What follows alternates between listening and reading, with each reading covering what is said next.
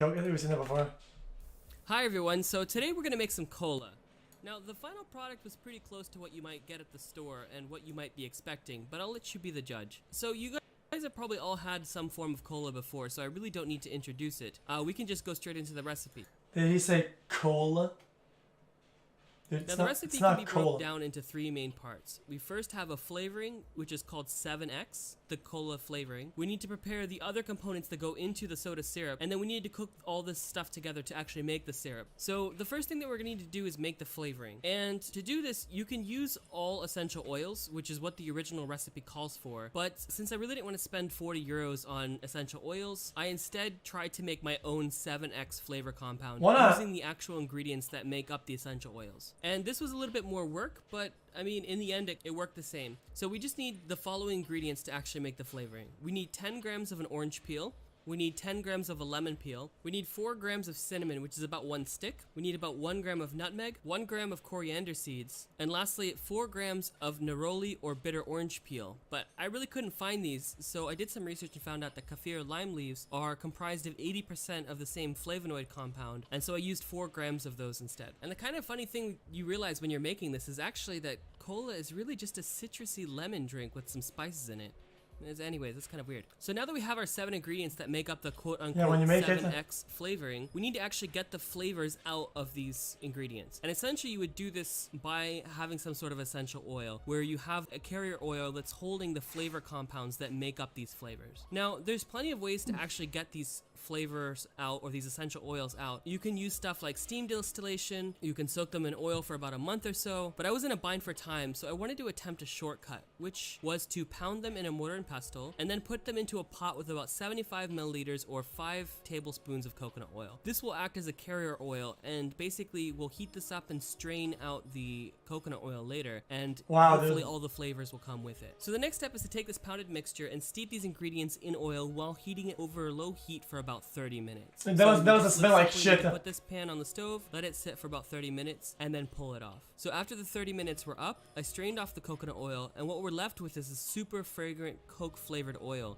that has all of the flavor compounds from the ingredients that were simmering in it. So now we have a slight problem here, which is that the flavors are dissolved within this oil, and we want to use water for the rest of our cola. Now, as you know, water and oil repel each other, so how do we get these two to mix? Well, we can use an emulsifying agent. Now, we have two options here. One is, which is the method I'm going to use, is to use alcohol as the emulsifying agent. Now, the amount of alcohol we'll use here is so minimal that it'll be virtually non-existent in the final Coke. But if you don't want to emulsify using alcohol, that's completely understandable. You can also use something called gum arabic, which is what's typically used in regular cola. It's apparently pretty easy to find online. Just make sure that you get food grade stuff and not stuff made for art. So I'm going to use the alcohol method, and for that I'm using 10 milliliters of alcohol. And I'm going to use the moonshine that I've made in a previous video because it's a semi-neutral flavor and it's mostly ethanol, which is what we're after. We can then add 3 tablespoons of our flavored oil, and then we need to whisk both the alcohol and oil together until they become very tiny dots, so tiny that you can't see them. It should also be stable and not separate again after a few seconds. Now, once we have our emulsified mixture, we can move on to the next step, which is preparing the rest of our ingredients. So first off, we have our sugar. Now in retrospect, I would recommend about half the sugar here, but I'm not really a fan of the overly sweet colas that you find at the store. But if you are a fan of those kinds of sodas, you can use the originally called for amount, which is 600 grams. If you want it a little bit less sweet, you can add a little bit less. We'll also need another 100 grams to caramelize, and this will help with the color. That's a lot! We'll just separate this to the side.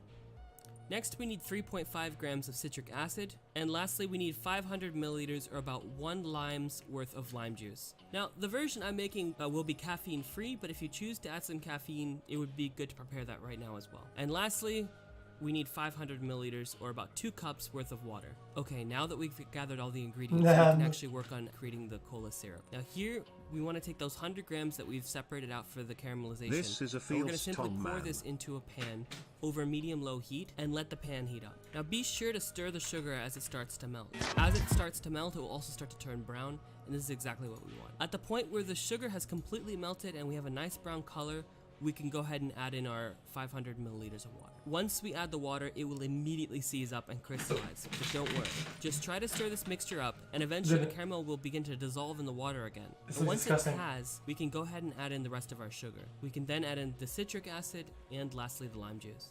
Now, I've always heard that Coca-Cola without any food coloring would be green, and I didn't really believe it. But after adding the lime juice, the whole syrup that I was making turned green actually, and you can see it here. To give it a little more of a realistic Coke color, I personally would be adding in some black food coloring that I have. But that part is completely optional and up to you. So once everything's mixed, we can pull the syrup off the stove and let it cool down.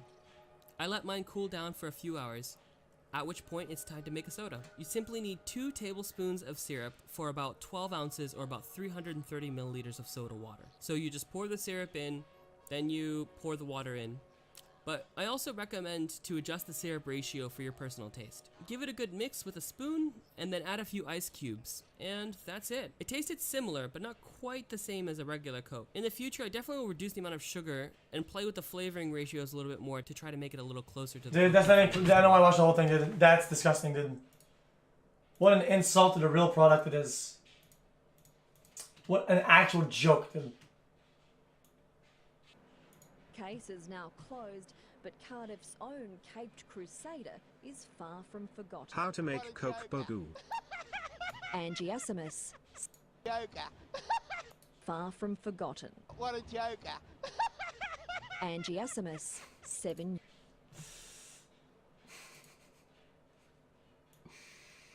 How to make Anxious, dissatisfied, tired of waking up in that hotbed of mindless drudgery and tedium you've affectionately come to refer to as your life?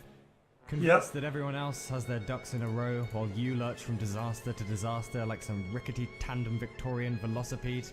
Caught in a perpetual cycle of feeling good, feeling medium, then returning to feeling like crap again, waiting for the day when you'll actually find yourself in a good mood for more than 5 minutes?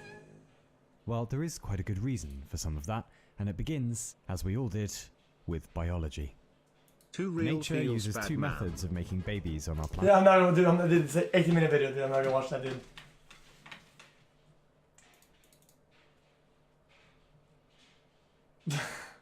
It's 18 minutes. Boink. We'll see if it's good enough. Boink. No boink or asexual reproduction is generally used by bacteria, plants, and fungi, and it involves an organism copying its genetic material for the next generation. Boink or sexual reproduction usually involves a male and a female doing the nasty and combining their DNA 50-50 to produce offspring, and that's the one we'll focus on here. Species change over time due to 2 main factors: selection and mutation. Selection means that organisms better suited to their environment have more chance of surviving and so reproducing. They will also often choose mating partners with what they consider attractive qualities or phenotypes. For example, often deer like big antlers, peahens like colourful plumage. The male bowerbird attempts to attract ladies in the form of a bachelor pad called a bower, which takes sometimes months to decorate. Stupid birds. Humans would never make such silly displays for mating purposes, would we?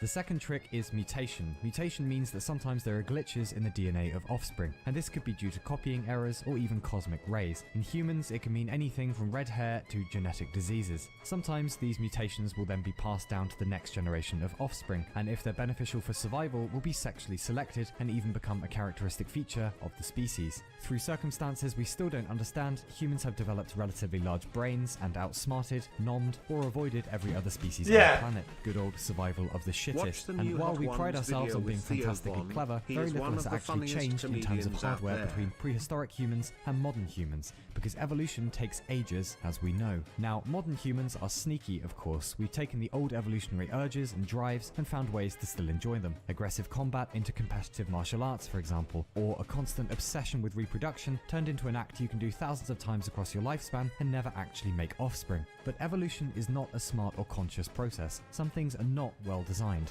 A narrow pelvis, for example, making childbirth a thoroughly enjoyable experience for women everywhere. Or standing up, which in return for a better line of sight and an ability to grab stuff, also kindly gave us sciatica and hemorrhoids in return. However, we've also inherited the mental traits evolution kindly gave to our ancestors. Huge fucking brains! Curiosity, speech, a low anxiety threshold, a bit of a tendency for pessimism, and a total inability to keep right on the London Underground escalators. Read my the signs are fucking everywhere. We are a contradictory mix of animal and mad god. But we may be, this century, on the threshold of gaining technologies to alter our evolutionary blueprint, courtesy of genetic engineering, going into our genome and ripping up the floorboards. So what shall we do then? make ourselves harder, better, faster, stronger, eyes on elbows, an ability to actually piss in a straight line first thing in the morning. All very interesting, but there is one particular evolutionary bad boy we might rewire that's so fundamental to the human condition really we barely even meaning notice video it's there. and it is also related to what are you watching? Just finished a 14-hour day at work. Its Thank name you for is providing me misery. laughs for most of that. We are Yeah, not finally designed for covered. sustained happiness or We'd speak optimism. on. Natural Are selection we had cozy, very little chat? interest in our mental welfare. Survival was key. As a result, it seems most of us, regardless of geography or social standing, have a hedonic set point. That is, something good might happen and you'll feel good for a while, something bad might happen and you'll feel bad for a while, but eventually you will probably return to your baseline, which appears to be set out of your control, partly genetically. For some individuals, this set point is rather high. For I the relate rest to of that us, a lot. Back in the Yeah, jungle, I love not you so PVC much, xQc and that's L in ignoring the all chat. the other pitfalls Look of at this Brain Pepe 1.0, laugh. including age-related dementia, self-loathing, a tendency towards addiction, a tendency towards addiction, a tendency towards addiction, low boredom thresholds, and everything else we didn't ask for, genetically speaking. Yes, yes, These yes, nasties yes, have yes. haunted us for millennia, and they seem to form part of what we've lovingly come to know as the human condition, which for many of us is just shorthand for stuff we can't change and we're shit and it's natural and have a cup of tea and get on with it.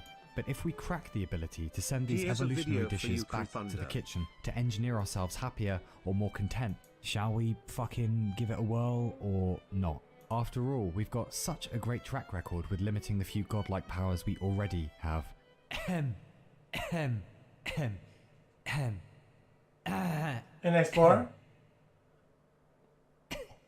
If we do gain mastery over our own genetics, how far should we go with this one? And how the hell will we know when to stop?